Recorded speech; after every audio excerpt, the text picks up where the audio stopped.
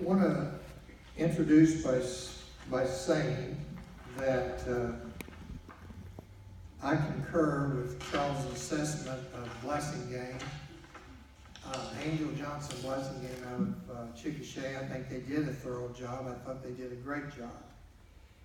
The findings in the audit were things that we definitely need to address, and I have no problem with them. Charles, I would hasten to say to you, I hate to lose them, and I told Darrell that.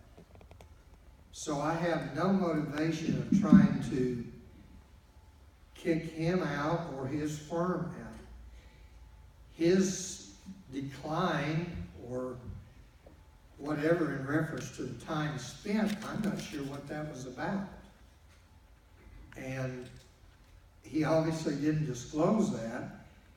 And if we put the RFP out, he'll have an opportunity to bid on that, which I'm glad. And I would hope that he would be able to be in return, because when you change auditors, there's a good deal of work that comes out of my office, particularly with Karen and Carly, in preparing documentation, gathering information to give to a new auditor so that they have a history and an understanding of the financials of the school district.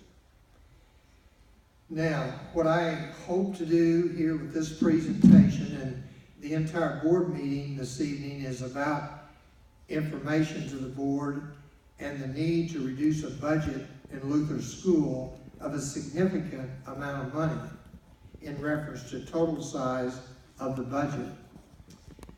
About a year and a half ago, in January, and I'll show you on the presentation, and I think you can see the number of reflections there, that there was a revenue issue that the amount of money projected coming in was not present. So, in all fairness, end of year balances in 2013 school year, 2013-14, was in the vicinity of $600,000. At the end of last year, we were in the vicinity of $400,000, which was a $200,000 drop in carry forward balances. This year, in again working off of appropriations, which we didn't have the auditor in time to give us the new numbers, and also we never took any reduction measure actions that I was presenting for various and sundry reasons. So as a result, we ended up with essentially the same budget we had when we saw the revenue shortage. Now this year, the rest is obviously, you can reflect on yourself, because there have been cuts. State has made those cuts, and that depletes fund balances, puts the district from a growth of up to 9% carry forward down to 1% if we're fortunate to save enough money to close out the year. That's very distressing. I understand the distress of the people that are impacted by this, and I hope that everyone here can understand that. This is a fixable problem, but nevertheless a distressing fix because of people. I added people to the district, and I'll show you why that occurred. But when we needed to start cutting back, we were too slow in action. And now we've arrived at a point where it has to be done, and I want to be a part of that solution.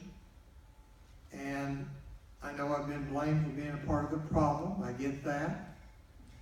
But it doesn't change anything if you study that history.